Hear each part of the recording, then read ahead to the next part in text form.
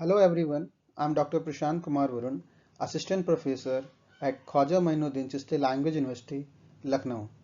In today's lecture, we are discussing one of the most important legislation under the environmental law, that is the Environment Protection Act 1986.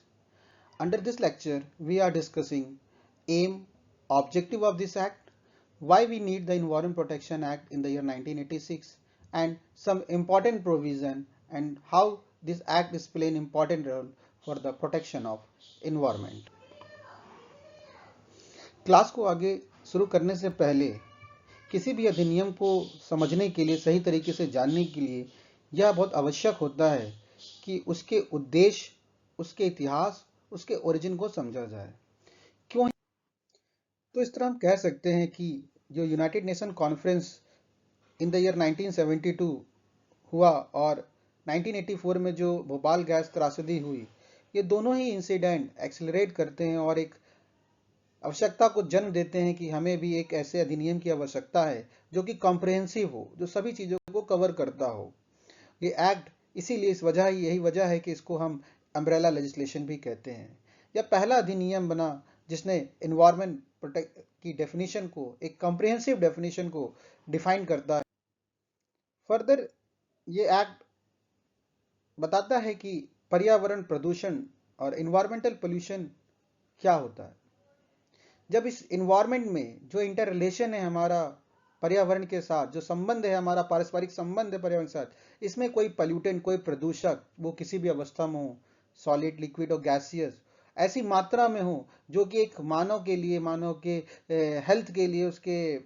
स्वास्थ्य के लिए जो हानिकारक हो, ऐसी मात्रा में पाया जाता है, उस इन्वायरमेंट आता है, उससे उस इन्वायरमेंट को पोल्यूट करता है, उसी को हम लोग कहते हैं इन्वायरमेंटल पोल्यूशन। तो इस तरह का हम देखते हैं सेक्शन 2 क्लॉज ए इन्वायरमेंट को डिफाइन कर रहा है और सेक्शन 2 क्लॉज बी बता रहा है इन्वायरमेंट पोल्यूटेंट क्या है। वो किसी भी अवस्था में हो सकता है, किसी भी सब्सटेंस हो सकता है, हैजार्डस सब्सटेंस हो सकता है जो कि मानव स्वास्थ्य के लिए हानिकारक होगा। जब ये प्रदूषक उस पर्यावरण में मिल जाता है जो कि कारक बनता है पर्यावरण प्रदूषण का, उसी को हम लोग बोलते हैं इन्वायरमेंटल पोल्यूशन। इस अधिनियम के अंतर्गत ही एक महत्वपूर्ण बिंदु यह भी है कि जो सेंट्रल पॉइंट है इस एक्ट का, जो प्रोवाइड कराता है सेंट्रल गवर्नमेंट को, जो पावर करता है, एक वाइडर पावर देता है for the prevention and control of environmental pollution. इस सेक्शन को, सेक्शन 3, सेक्शन 6 और सेक्शन 25 को हम एक साथ अगर रीड करेंगे तो हमें पता चलता है कि सेंट्रल गवर्नमेंट को एक पावर दी गई है, एक्सट्रीम पावर दी गई है to deal with the environmental pollution. Central government को पावर है कि वो जो भी आवश्यक चीजें हैं, जो मेजर्स हो सकते हैं for the purpose of protecting and improving the quality of environment and preventing the control and abetting the environmental pollution, वो सभी चीजों को वो अडॉप्ट कर सकता है। सेक्शन 3 में 3 क्लॉजेस आते हैं। जैसे क्लॉज 1 कहता है वो पावर दे रहा है सेंट्रल गवर्नमेंट को कि वो जो भी नेसेसरी मेजर्स हैं, जो जो आवश्यक कदम हो सकते हैं, वो उठा सकता है। यही रीज़न है कि जो हम देखते हैं कि हमारे पास प्रेजेंट टाइम पे बहुत सारी समस्याएं निकल के आती हैं पर्यावरण को लेकर, बहुत सारे इश्यूज निकल के आते हैं। जैसे कि हमारे पास वेस्ट मैनेजमेंट को लेकर बहुत सारे रूल हैं, solid waste management, biomedical waste management, plastic waste management, electronic waste management, coastal zone को लेकर, इन सब का जो नोटिफिकेशन है, रूल है, ये सब सेंट्रल गवर्नमेंट प्रोवाइड कराती है और इन सब की अथॉरिटी जो मिल रही है वो सेक्शन 3, 6 और 25 से मिल रही है, जहां पे केंद्र सरकार को डायरेक्शन देने की पावर है, रूल मेकिंग पावर है और स्टैंडर्ड सेट करने की पावर है कि क्या क्वालिटी होना चाहिए एयर, वाटर की, सॉइल की, नॉइस की, एक स्टैंडर्ड फिक्स करने की, और for the purpose of prevention of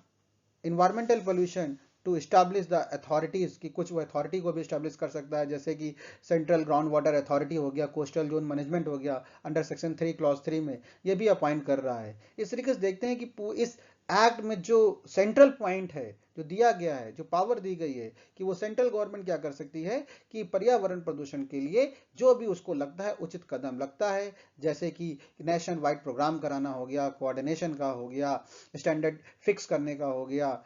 ये सभी काम central pollution control board, state pollution control board के साथ मिलकर पर्यावरण प्रदूषण को दूर करने के लिए वो आवश्यक कदम को समय समय पर उठाती रहती है। इस अधिनियम के अंतर्गत कैसे यह अधिनियम पर्यावरण प्रदूषण को कंट्रोल करता है, नियंत्रण करने के लिए क्या मेजर्स अडॉप्ट करता है, इस लाइन में सेक्शन 7 और सेक्शन 8, धारा 7 और धारा 8 बहुत महत्वपूर्ण है। अगर हम धारा 7 की बेयर प्रोविजन पढ़ते हैं तो पाते हैं वो बताता है, no person carrying on any industry operation और process shall discharge or emit or permit to be discharged or emitted any environmental pollutant in excess of such standard as may be prescribed।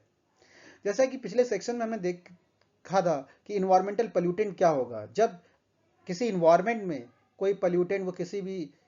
अवस्था में हो, वो solid हो, liquid हो, gaseous हो, और ऐसी मात्रा में हो जो कि इन्वायरमेंट के लिए और ह्यूमन हेल्थ के लिए हानिकारक हो, वो आ जाता है तो वो इन्वायरमेंटल पोल्यूशन क्रिएट करता है।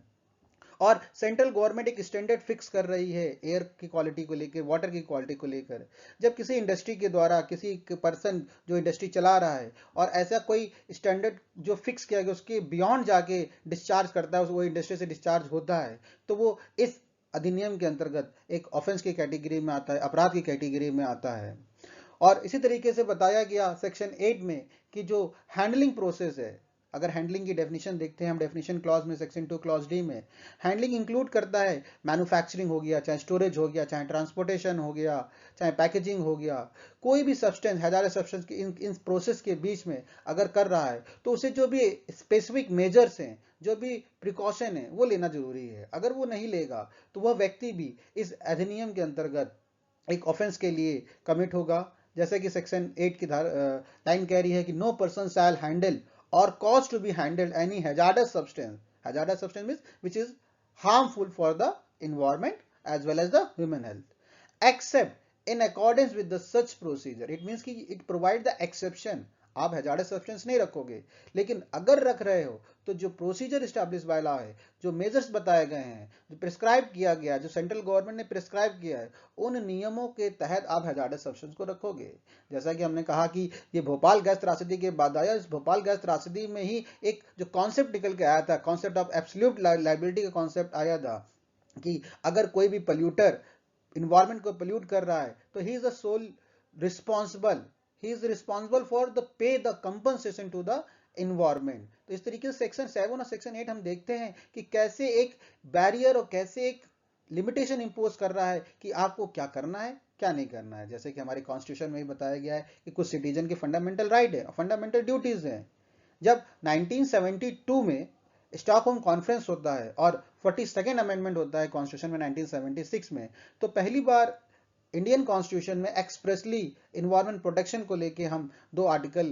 को ऐड करते हैं, जिसको जानते हैं आर्टिकल 48A और 51AG, जो कि एक पार्ट है फंडामेंटल ड्यूटीज का और एक है डीपीएसपी का, जो स्टेट और सिटीजन पे ड्यूटी इंपोज करता है कि आपको पर्यावरण संरक्षण करना है। उसी तरीके से सेक्शन 7 और सेक्शन 8 इन्वायरमेंट प्रोटेक्शन एक्ट का बताता है कि आपको ये कार्य करने हैं और ये कार्य नहीं करने हैं। अगर आप इसके बियॉन्ड जाते हैं, इसका वायलेशन करते हैं, इसका उल्लंघन करते हैं, तो आप इस अधिनियम के अंतर्गत एक ऑफेंस के लिए, एक अपराध के लिए लायबल होंगे, आपकी लायबिलिटी इंपोज होगी। और इसी अधिनियम के अंतर्गत पनिशेबल ऑफेंस भी बनाया गया हुआ है। तो इस तरह हम देखते हैं कि सेक्शन 7 और सेक्शन 8 कैसे एक बैरियर लगाता है, कैसे कंट्रोल करता है इन्वायरमेंटल पोल्यूशन को। और इसी के कंप्लायंस के लिए फर्दर हम जब आगे एक्ट में जाते हैं तो सेक्शन 10, सेक्शन 12 और सेक्शन 13 एक मैकेनिज्म इस्टेब्लिश करता है कि कोई अगर इंडस्ट्री है जो पोल्यूटेंट क्रिएट कर रही है, जहाँ से इमिशन हो रहा है, तो उसकी सैंपल लेने के लिए, उसके इंस्पेक्शन के लिए सेक्शन 10 में ऑथराइज करता है गवर्नमेंट ऑफिसर को, वो किसी भी रीजनेबल टाइम पर जो सर्च और सीज की पावर दी गई है, जैसे हमारे क्रिमिनल लॉ में जो लिखा हुआ है, जो बीएनएसएस में बताया गया है, वो एंट्री करने की, इंस्पेक्शन करने की और किसी भी वहां से सैंपल को कलेक्शन करने की वो शक्ति प्रदान करता है।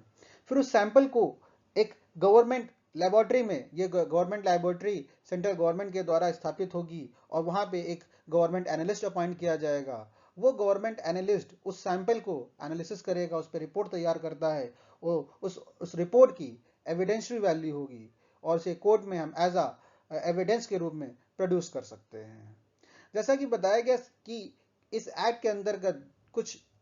कार्य बताया गया, कुछ दायित्व बताया गया। अगर कोई भी प्रोविजन का वायलेशन करता है, चाहे वो कोई कंपनी हो, चाहे वो कोई गवर्नमेंट डिपार्टमेंट हो, वो भी पनिशेबल होगी, उसको भी पेनाल्टीज इंपोज करी जाएगी एज पर द सेक्शन 16 और 17। तो इस तरह हम देखते हैं कि 1986 से 2026 तक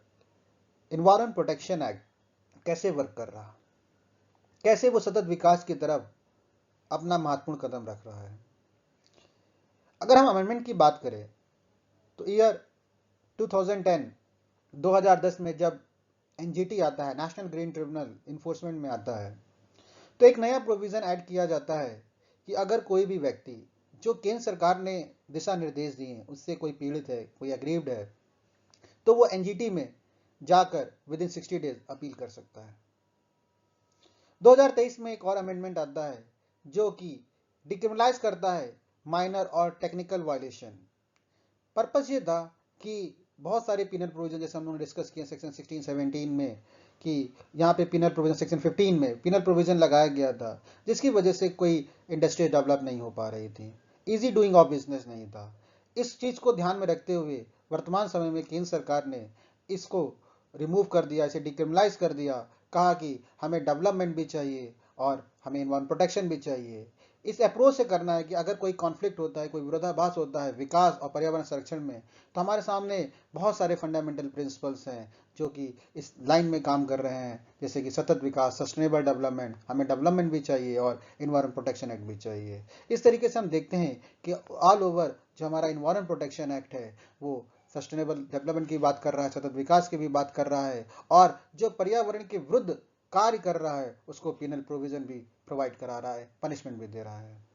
तो इस तरह का हमने देखा कि जो हमारा एक अम्ब्रेला लेजिस्लेशन है, कॉम्प्रिहेंसिव लेजिस्लेशन है environment protection act, only 26 section, ये 26 सेक्शन अपने आप में ही महत्वपूर्ण है, जो कि पर्यावरण के प्रदूषण के कंट्रोल और प्रिवेंशन के लिए, उसके निषेधात्मक के लिए महत्वपूर्ण कदम उठा रहा है। अगले लेक्चर में हम इसी इन्वायरमेंटल लॉ पे किसी और अधिनियम पे चर्चा करेंगे। तब तक के लिए धन्यवाद।